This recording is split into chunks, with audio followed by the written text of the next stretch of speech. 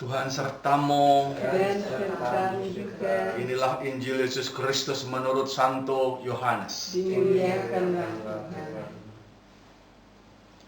Di rumah ibadat di Kapernaum, Yesus berkata kepada orang banyak, "Tidak seorang pun dapat datang kepadaku, jikalau ia tidak ditarik oleh Bapa yang mengutus aku. Dan ia akan kubangkitkan pada akhir zaman. Ada tertulis dalam kitab nabi-nabi, dan semua mereka akan diajar oleh Allah. Dan setiap orang yang telah mendengar dan menerima pengajaran dari Bapa datang kepadaku. Hal itu tidak berarti bahwa ada orang yang telah melihat Bapa. Hanya dia yang datang dari Allah, dialah yang telah melihat Bapa. Aku berkata kepadamu, sesungguhnya barang siapa percaya, ia mempunyai hidup yang kekal. Akulah roti hidup. Nenek moyangmu telah makan mana di padang gurun, dan mereka telah mati. Inilah roti yang turun dari sorga. Barang siapa makan daripadanya, ia tidak akan mati. Akulah roti hidup yang telah turun dari sorga. Jika seorang makan roti ini, ia akan hidup selama-lamanya. Dan roti yang kuberikan itu ialah dagingku, yang akan kuberikan untuk hidup dunia." Demikianlah Injil Tuhan. Terpujilah Kristus. Bapak Ibu Saudara sekalian terkasih, dalam Injil disabdakan bahwa tidak ada seorang pun datang kepadaku jikalau ia tidak ditarik oleh Bapakku yang mengutus aku. Lalu juga ada kemudian dilanjutkan, mereka semua akan diajar oleh Allah. Itu Injil. Kemudian bacaan pertama diceritakan bagaimana ada seorang yang sida-sida yang mau dibaptis.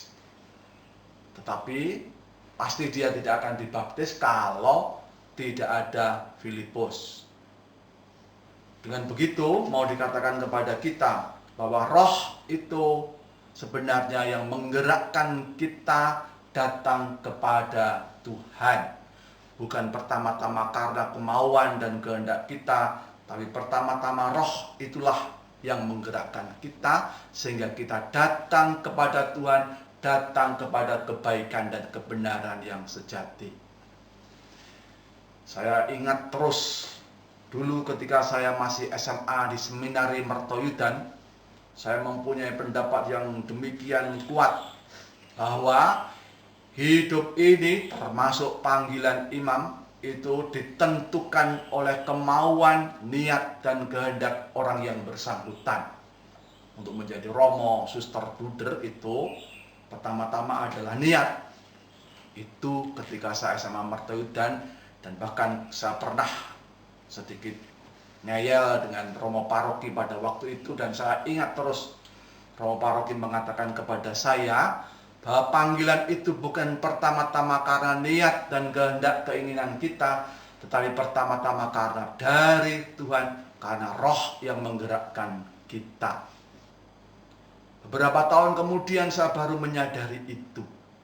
Benar yang dikatakan romo paroki itu, dan salahlah keyakinan dan pendapat saya ketika masih muda itu, SMA, masih kenceng-kencengnya semangat untuk buat ini itu, menurut kehendak, selera, dan keinginannya sendiri. Oleh sebab itu, kita semua diajak sungguh-sungguh mengerti, menyadari bahwa hidup kita ini sesungguhnya digerakkan oleh roh Allah itu. Entah sadar, entah tidak. Tentu saja, gerakan roh Allah, panggilan Allah itu menuntut pula jawaban dari kita. Kalau kita menjawab iya, maka kita akan dibawa pada keselamatan. Tapi kalau kita sampai menolak panggilan dan gerakan roh itu, kita akan menjadi sesat. Dan boleh dikatakan di sini tadi dikatakan mengenai roti, kita akan mengalami kelaparan. Ada sesuatu yang kosong ada sesuatu yang kurang dalam hidup kita karena kita tidak datang kepada roh itu. Maka benarlah yang dikatakan sabda Tuhan tadi, di samping ditarik oleh Allah, kita sebenarnya dibawa kepada makanan yang sejati, yang memenuhi kerinduan hati kita, memenuhi haus dan lapar kita. Marilah kita mohon kepada Tuhan, agar dalam hidup ini kita semakin sadar dan digerakkan oleh roh itu, sehingga kita menjadi dipuaskan, menjadi bahagia, dan dikuatkan menjalani hidup ini. Amin.